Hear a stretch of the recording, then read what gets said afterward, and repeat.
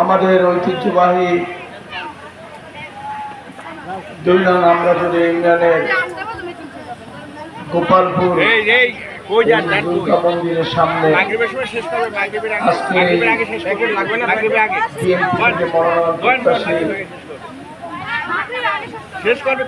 ভান্ডারিয়া থেকে আগত ভান্ডারিয়ার কৃতি সন্তান সাবেক ভিবি ভান্ডারিয়া সরকারি কলেজের বিশিষ্ট ব্যবসায়ী জনাব মাহমুদ ভাইয়ের আজকের এই মত বিনিময় সভার ছোট ভাই সভাপতি, উপস্থিত কাউখালী উপজেলা বিএনপির বিপ্লবী সভাপতি, সাবেক উপজেলা চেয়ারম্যান জননেতা এস.এম. আহসান কবির, উপস্থিত বিএনপির উপজেলা পর্যায়ের সকল নেতৃবৃন্দ, ইউনিয়ন পর্যায়ের নেতৃবৃন্দ, ওয়ার্ড পর্যায়ের নেতৃবৃন্দ, ভান্ডারিয়া এবং স্বরূপপাড়ি থেকে আগত বিএনপি অঙ্গ সংগঠনের নেতৃবৃন্দ, আমার সামনে উপবিষ্ট অত্র ইউনিয়নের মা ও বোনেরা, আসসালামু আলাইকুম এবং হিন্দু ভাইদের নমস্কার।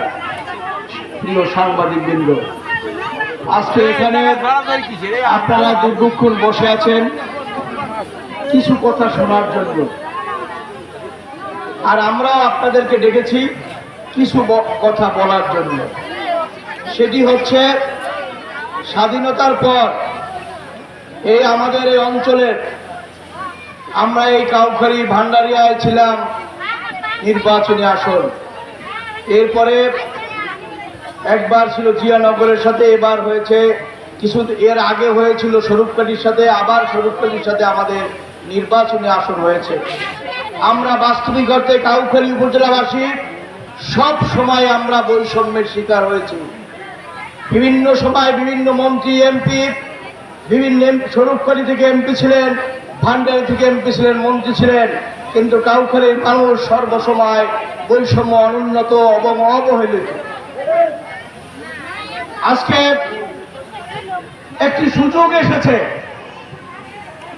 সে সুযোগটি হল, বিগত দিনে আমরা রাষ্ট্রীয় ক্ষমতায় বিএনপি ছিলেন, কিন্তু আমাদের অঞ্চলে বিএনপির এমপি ছিলেন না। এলাকার আমরা উন্নয়ন, উৎপাদন, বিভিন্ন সামাজিক কর্মকাণ্ড থেকে আমরা বঞ্চিত ছিলাম। এই দীর্ঘ 17 বছরে একটি জগদ্দল পাথরের মতো বসেছিল একটি সরকার, এক নায়কতন্ত্র কায়েম করেছিল, মানুষের ভোটের অধিকার নষ্ট করে দিয়েছিল। এক নেতার এক দেশ, সেই এক নেত্রীর এক দেশ, সেই শেখ হাসিনার বাংলাদেশ ছিল।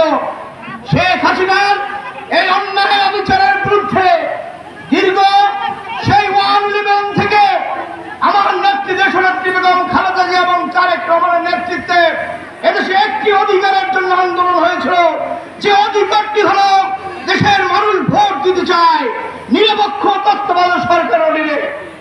সেই আন্দোলন করতে গিয়ে আমার নেতা তারেক রহমান বঙ্গুত্ব বরণ করতে হয়েছে। বিদেশের মাটিতে আজকে তিনি চিকিৎসার নামে বিদেশে এখনো 17 বছর রয়েছে। খালেদা জিয়া মৃত্যুর সরকার রয়েছে। এই শেখ হাসিনার কাছে একটি দাবি ছিল যে ভোট চাই নিরপেক্ষ সরকারের অধীনে। আজকে শেখ হাসিনা সে অবসান হয়েছে। শেখ হাসিনা বাংলাদেশ থেকে যেভাবে বিদায় হয়েছে, যা পৃথিবীর ইতিহাসে একটি কলঙ্ক অধ্যায় সৃষ্টি হয়েছে। পৃথিবীর ইতিহাসে জঘন্যতম ঘটনা। বাংলাদেশের কোন দেশের মন্ত্রী, এমপি, মসজিদের ইমাম পর্যন্ত পালিয়ে যেতে বাধ্য হয়েছে। সেইটি হলো শেখ হাসিনার অপকর্মের ফসল। আজকে সুযোগ এসেছে। কি সুযোগ? আগামী ফেব্রুয়ারিতে আপনারা ভোট দিবেন, আপনার মনোনীত ক্যান্ডিডেটকে ভোট দিতে পারবেন। সেই ভোটটি হলো কি? ধানের শীষের মার্কার পক্ষে ভোট।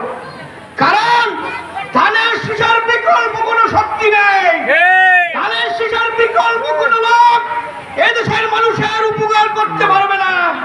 আজকে যারা আমাদের প্রতিপক্ষ আপনারা শুনতেছেন, যারা ইসলামের নাম করে দেশের ইসলামী শাসনতন্ত্র কায়েম করবে বলে, যারা আপনাদের বিভিন্ন ছলনা নিয়ে বিভিন্ন রূপ ধারণ করে বিভিন্ন কথা বলে আপনাদের ভোট দিতে চায়, তাদের জন্য বিপদ সংকেত আপনারা বলে দেবেন।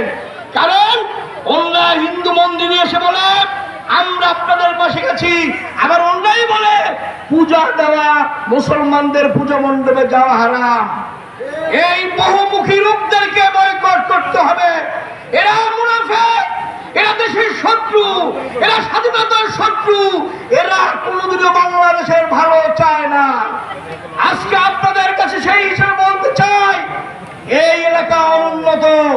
মাহমুদ সাহেব, আপনি ভালো করে জেনে রাখুন, আপনাকে যদি দল মনোনয়ন দেয়, এই ইউনিয়নটি হলো ত্রিখণ্ডিত ইউনিয়ন।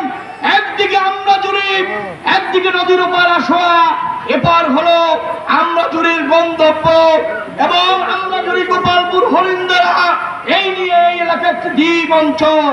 এলাকার মানুষ অসহায়। একজন রোগী যদি অসুস্থ হয়, তাকে নিতে নিতে সে রোগী মারা যায়। চিকিৎসা বঞ্চিত, স্কুলে লেখাপড়া যেতে বিভিন্ন সমস্যার সৃষ্টি হয়। বিগত দিনে এমপি ছিলেন আনোয়ার হোসেন মঞ্জু মহারাজ, এই রাস্তার বিল তুলে নিয়ে গেছে। এই রাস্তা আজকে হচ্ছে না, কারণ লুটপাট হয়েছে। এই লুটপাটকারীদের বিরুদ্ধে ব্যালটের মাধ্যমে আপনাদের জবাব দিলেন। সেই জবাব হলো ধানের শীষের প্রার্থীর পক্ষে ভোট দেওয়া। হিন্দু ভাইদেরকে বলতে চাই, আপনারা আমাদের সবচেয়ে কাছের মানুষ।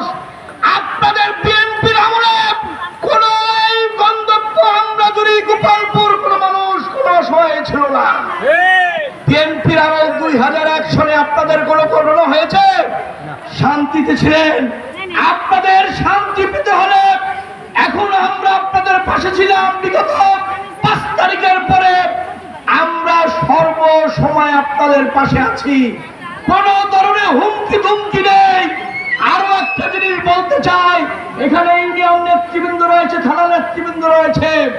চ্যালেঞ্জ করে বলতে পারি, 5 তারিখের পরে কোন ব্যক্তি যদি বলতে পারেন বিএনপি থানার কোন নেতাকে চাঁদা দিতে হয়েছে, কোন ধরনের কোন অন্যায় বিচারের পক্ষে ছিল, তাহলে ভোট চাই না, ভোট অন্য মানুষকে দিবে।